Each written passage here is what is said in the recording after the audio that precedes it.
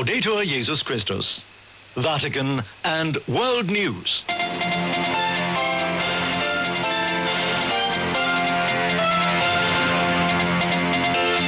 the headlines this Thursday, August 13th, the U.S. ambassador to Israel describes an ongoing Israeli settler siege in Palestinian homes in the West Bank as a horrific act of terror.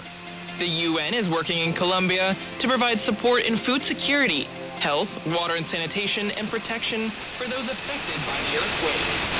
And the bishops of the Pacific region call for prudence as commercial deep-sea mining is increasingly being considered in parts of the region. In the Vatican, I'm Kelsey Gussie. The U.S. ambassador to Israel has described an ongoing Israeli settler siege of Palestinian homes in the West Bank as a horrific act of terror. As Joseph Tulloch reports, settlers have been besieging 3 houses in the village of Kusra for days. Israeli settlers have besieged 3 homes in the occupied West Bank for several days in what the U.S. ambassador on Thursday called a horrific act of terror. Ambassador Mike Huckabee's remarks represented an unusually sharp rebuke from the Trump administration on the subject of settler violence. Starting on Sunday, settlers gathered around 3 houses in the village of Kusra, including one belonging to Palestinian-American Louis Reedy. At times numbering in the dozens, the settlers threw stones, attempted to bring down a wall, and prevented the occupants from leaving as their food and water dwindled. Israeli troops were initially photographed praying together with the settlers, but later attempted to restore order. The military then said that its troops had dismantled 2 illegal outposts belonging to the settlers and detained 1 Israeli. It's still not clear, however, when Palestinian families in the besieged area will be able to get basic supplies and what will later happen to their homes. Palestinians, together with the Israeli opposition, accused Prime Minister Benjamin Netanyahu of turning a blind eye to attacks by settlers against Palestinians. Such attacks have increased sharply in the last few years.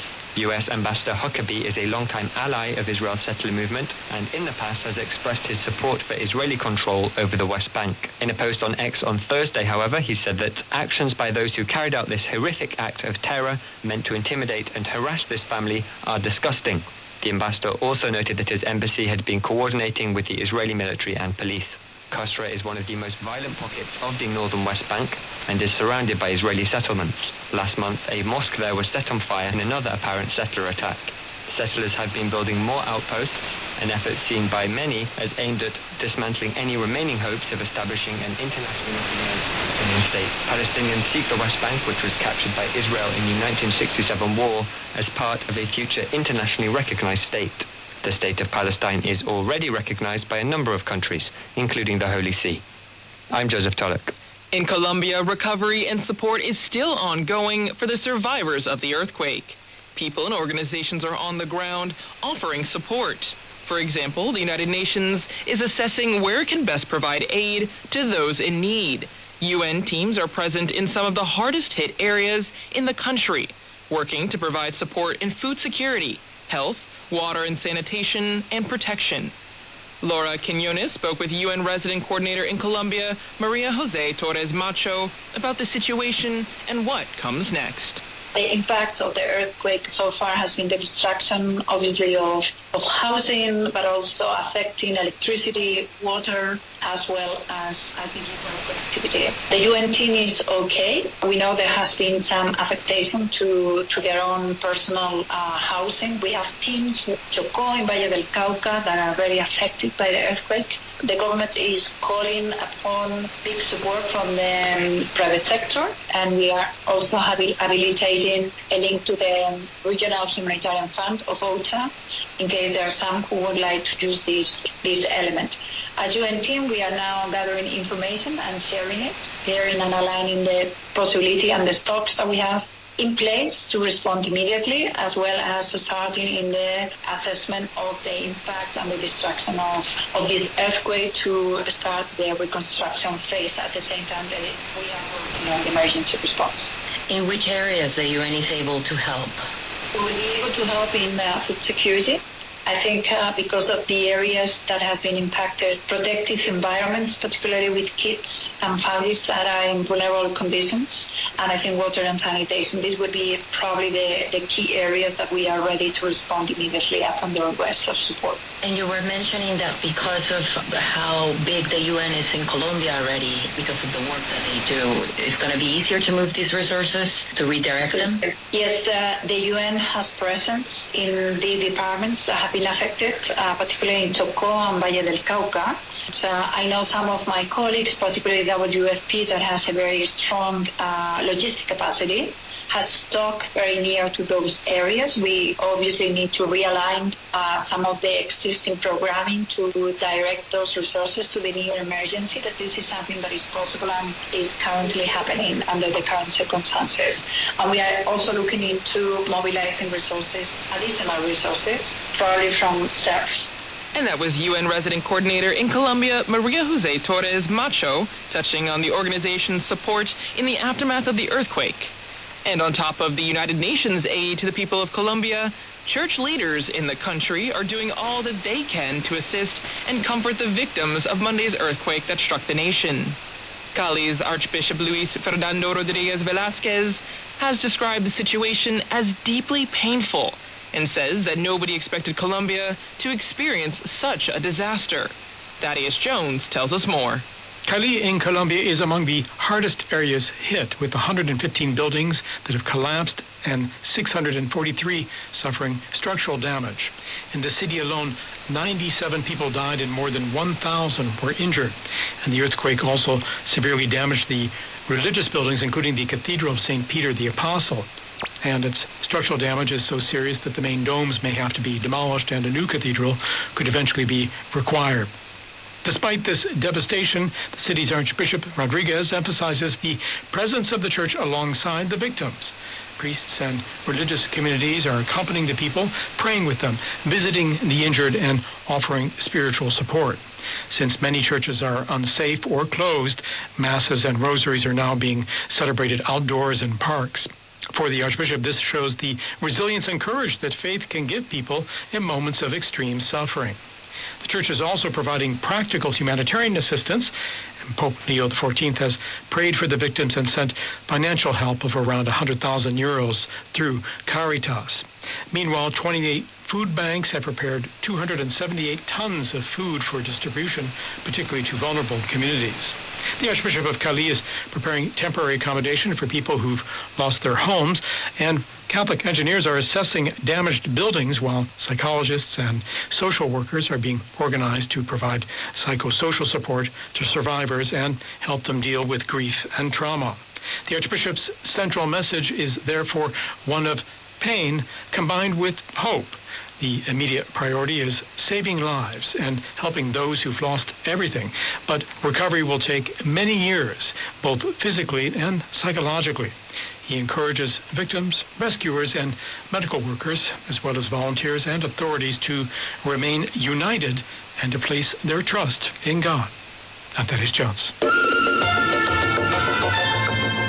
As commercial deep-sea mining is increasingly being considered in parts of the Pacific, the bishops of the region are calling for prudence. In a recently issued pastoral statement, the bishops of the Episcopal Conference of the Pacific insisted that when there exists a genuine possibility of serious or irreversible harm, the absence of complete scientific certainty should never become an excuse for proceeding without due care. Deborah Castellana-Luboff reports. Until there is convincing evidence that such activity can be undertaken without causing serious or irreversible harm, prudence calls us to exercise great caution. The Episcopal Conference of the Pacific expressed this in a pastoral statement issued on August 10th on deep-sea mining. It was signed by the conference's president, Archbishop Brian P. Jimenez of Agana, Guam, who also serves as the president of the Federation of Catholic Bishops' Conferences of Oceania. The bishop stated, "We respectfully encourage all who bear responsibility for decisions concerning deep-sea mining to proceed with wisdom, transparency, humility, and genuine concern for the common good. For generations, they noted, humanity has extracted the mineral resources of the earth to sustain economic development, often without fully considering the long-term consequences. Yet today, they point out commercial deep-sea mining in the region appears increasingly imminent, warning that large areas of the Pacific are now being considered for commercial leasing. History, they noted, teaches us that when science remains uncertain about the consequences of actions that may cause serious or irreversible harm, wisdom calls us to proceed with humility, prudence, and prayerful discernment. For Pacific peoples, the bishops explained, this conviction is deeply rooted in their way of life. They expressed their hope that their generation would be remembered not for what it extracted from creation, but for what it protected, pointing out that deep ocean remains one of the least understood ecosystems on Earth. Scientists, the prelates noted, acknowledge that much about its biodiversity, its ecological relationships, and its long-term resilience is still unknown. As a result, they warned that decisions taken today could have consequences that cannot be easily reversed. When there exists a genuine possibility of serious or irreversible harm, the bishops insisted, the absence of complete scientific certainty should never become an excuse for proceeding without due care. The Church does not oppose scientific research or responsible economic development, but rather, the bishops highlighted, calls us to ensure that technological advancement always respects the dignity of the human person, protects the integrity of creation, and serves the common good. I'm Deborah Castellano-Lubov. Amid a years-long conflict in Myanmar, the country's Buddhist majority begins its 3-month Waso season, which is similar to Lent for Christianity. According to the Jesuit provincial superior in Myanmar, Waso offers Christians and Buddhists a shared path toward dialogue and reconciliation. Devin Watkins tells us more in this report. The Buddhist season of Waso can offer Christians and Buddhists in conflict-torn Myanmar a shared path toward dialogue, compassion, and reconciliation.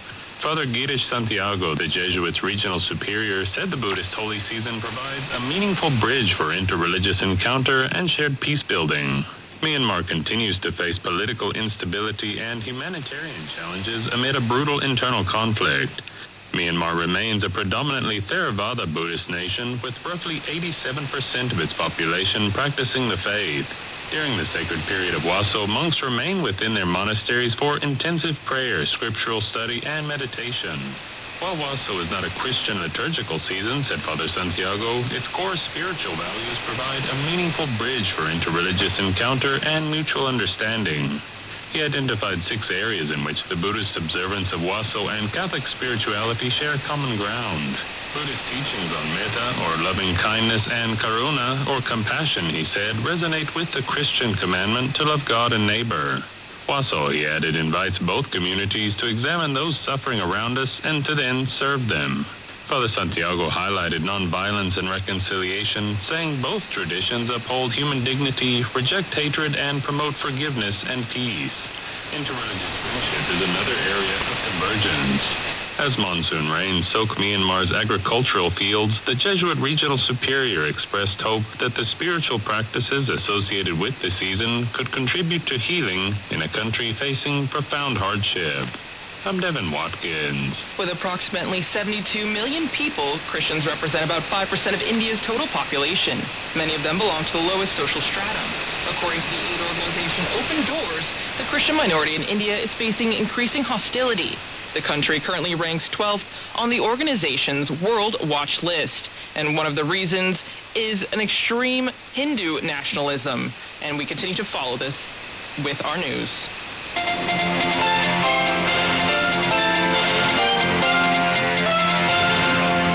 That's all the time we have for today. Many thanks today go to the fun Luca Rossi, our sound engineer in studio. And of course, a special thanks to all of you for listening. And be sure to join us again at this same time tomorrow for more.